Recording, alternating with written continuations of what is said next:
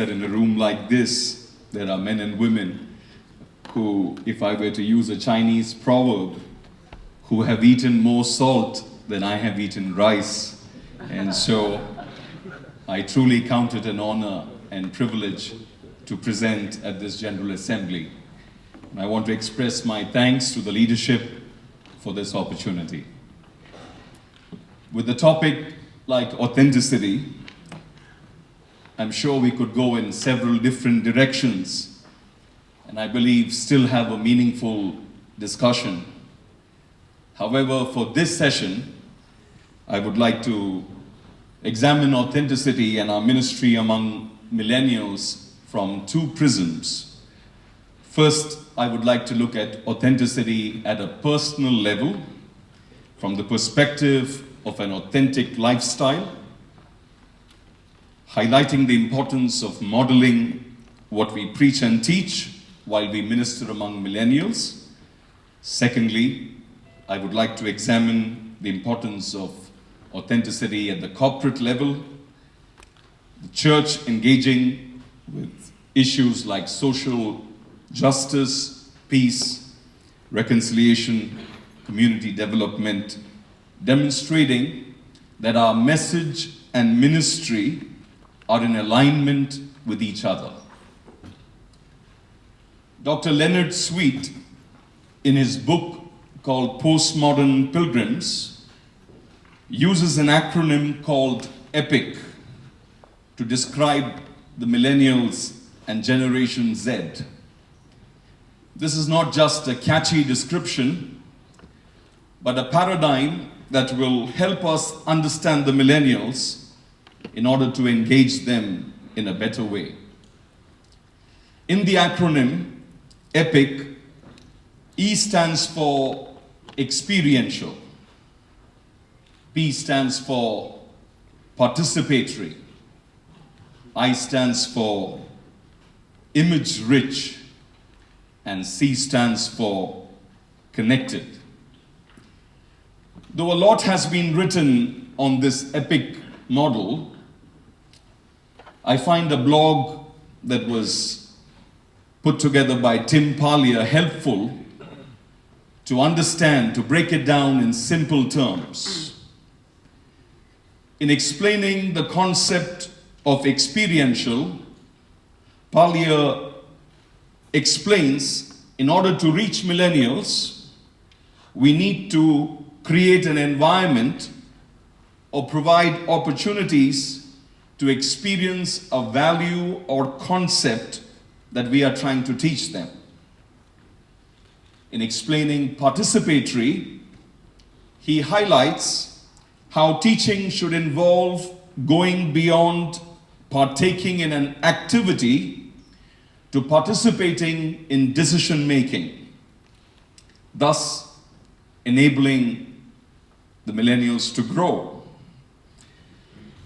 In order to reach an image-rich generation, we would have to adequately engage the millennials using images, pictures, movie clips, and stories.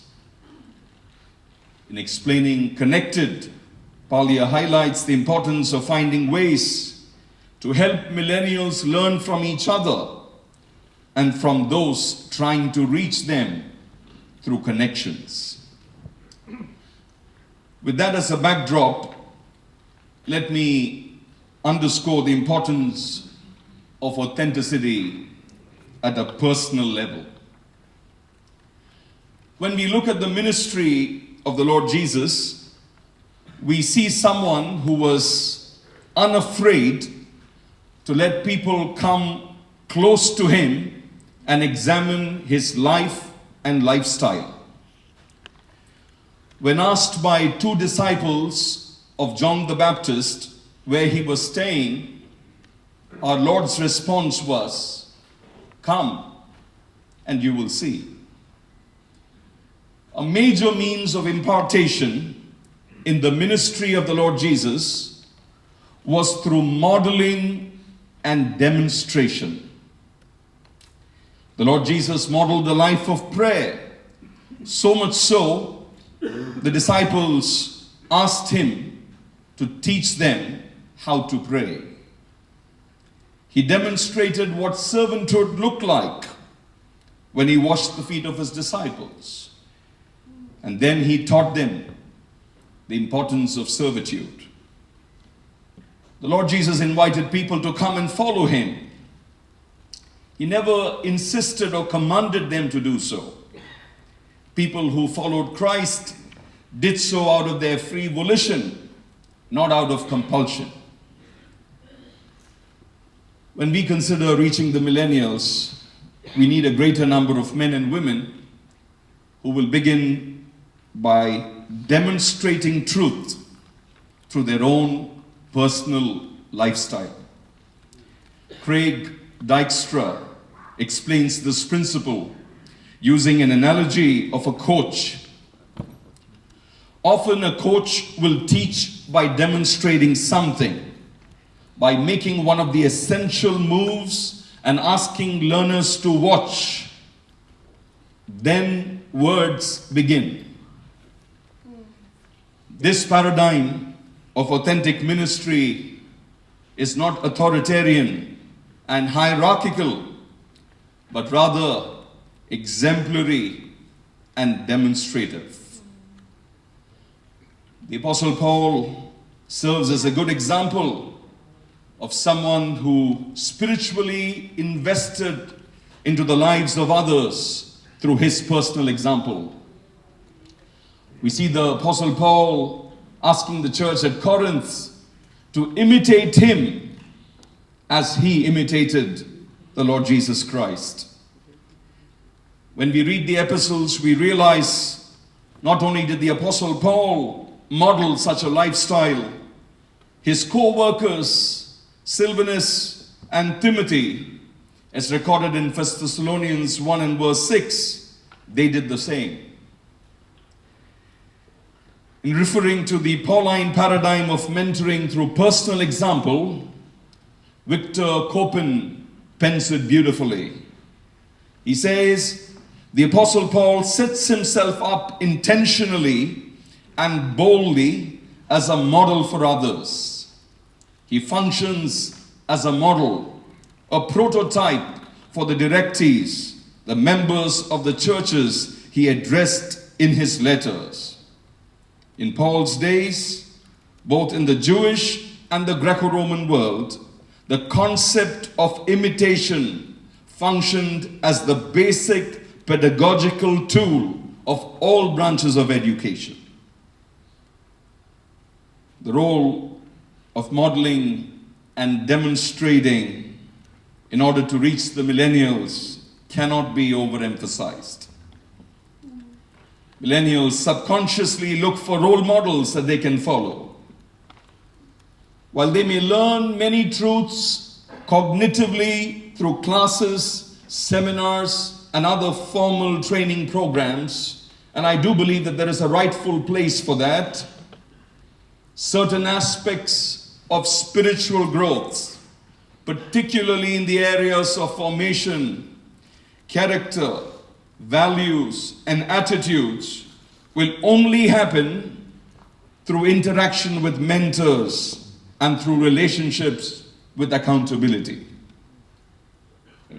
The structured learning process in our churches and seminaries would need to be augmented by relational and experiential learning outside the formal setting.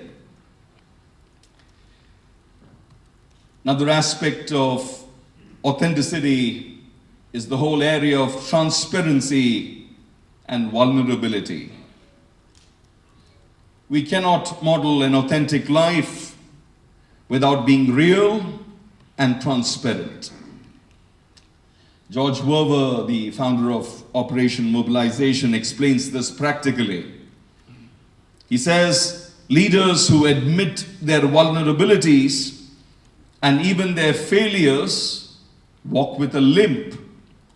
But I suppose that is what makes it possible for people who are hurting to catch up and to ask for their help. In order to reach millennials, we must be willing to make ourselves vulnerable. It is through honest and deep conversations that we can invite millennials into a deeper relationship with the Lord Jesus Christ. Now, I believe that this vulnerability should not be demonstrated only in our personal interaction, but also in our preaching and in our teaching. Referring to those who are called to minister in the pulpit, Frederick Buechner, a veteran pastor and prolific author, has some practical words of advice. Let me quote him. "But let him take heart. He is called not to be an actor, a magician in the pulpit. He is called to be himself. He is called to tell the truth as he has experienced it. He is called to be human. To be human, that is calling enough for any man. If he does not make real to them the human experience of what it is to cry into the storm and receive no answer, to be sick at heart and find no healing, then he becomes the only one there who seems not to have had that experience. Because most surely, under their bonnets and shawls and jackets, under their afros and their ponytails, all the others have had it, whether they talk about it or not." I do realize that the statement is not gender inclusive, but the point made is very clear. It is when we are willing to be real and transparent that we make a greater impact on the people that we are called to minister to. Having looked at authenticity at a personal level, let me draw our attention to the corporate dimension of authenticity. Here I would like to look at the importance of the message and ministry of the church being in alignment. Dr. Paul Cornelius, in his presentation, one of his presentations, called Engaging a Whole Generation, Reclaiming the Future of the Church, at the annual Storm Mission Lecture at Dehradun in 2018, he points out how several Indian millennials struggle not only with the lack of integrity that they observe in the lives of church leaders, but with a lack of consistency in living out mission statements, core values, and mottos that church bodies and congregations articulate loudly and boldly. While on paper, we boldly proclaim and articulate the commitment to be agents of transformation in our world, in reality, sometimes the story is different. Millennials are looking for a leadership that would walk the talk. One of the areas that Dr. Cornelius' presentation highlights is the difference between extrinsic motivation and intrinsic motivation. While extrinsic motivation has to do with rewards, intrinsic motivation has to do with self-growth and purpose. And I find this interesting.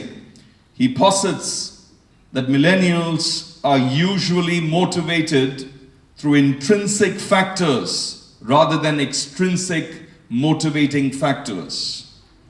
They are not merely satisfied by making a living.